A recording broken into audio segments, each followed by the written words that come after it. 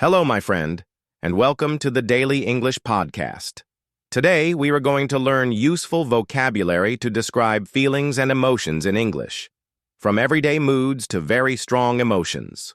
We'll also look at some informal expressions so you can sound more natural in real conversations. By the end of this episode, you'll be able to describe how you or someone else feels with the right level of intensity, just like a native speaker. 1. Everyday adjectives for feelings. Miserable, very upset or unhappy. Example: I felt miserable when my holiday was canceled. If you feel miserable, you probably don't want to talk to anyone. Homesick, sad, because you are away from home. Example: she felt homesick during her first week at university. If you feel homesick, you might call your family more often. Disappointed, unhappy because something didn't happen as you hoped. Example: he was disappointed not to get the job. If you're disappointed, you might try again next time. Lonely, sad because you are alone. Example: he felt lonely after moving to a new city. If you feel lonely, meeting new people can help. Proud, happy about something you or someone else achieved. Example: she was proud of her son's graduation. If you feel proud, you might smile a lot. Grateful, thankful for something.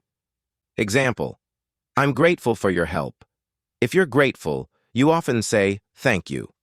Upset, unhappy, worried, or angry. Example: she was upset when her friend didn't call. If you're upset, take a break before speaking. Relieved, happy something unpleasant is over. Example: I was relieved when the exam finished. If you feel relieved, you can finally relax. Offended, angry or hurt by what someone said or did. Example: he was offended by the rude comment. If you feel offended, you might choose not to reply.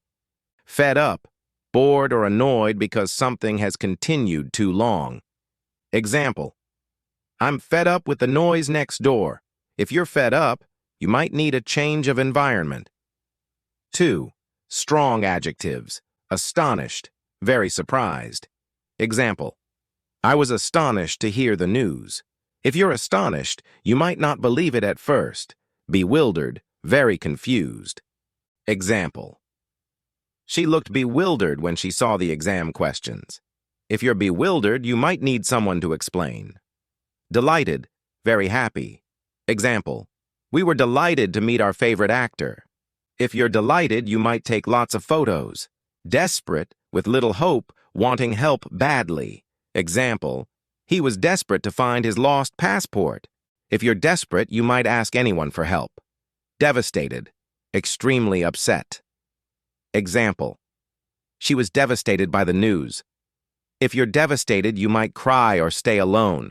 Horrified, very shocked or disgusted. Example: they were horrified by the dirty kitchen. If you're horrified, you might step back. Overwhelmed, feeling so many emotions you can't react easily. Example: he was overwhelmed by the surprise party. If you're overwhelmed, you might not know what to say. Stunned, very surprised, and unable to react. Example: I was stunned by the final score. If you're stunned, you might just stand still. Thrilled, extremely happy and excited. Example: she was thrilled to get the promotion. If you're thrilled, you might call everyone you know. 3. Informal expressions. Scared stiff, very frightened.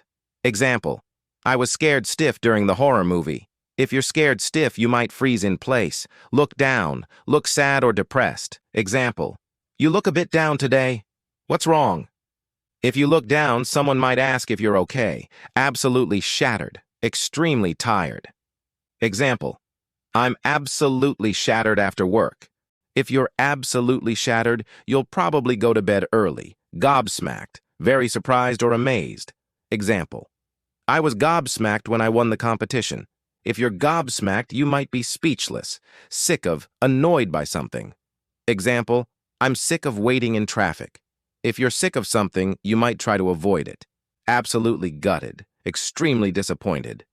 Example: he was absolutely gutted when his team lost.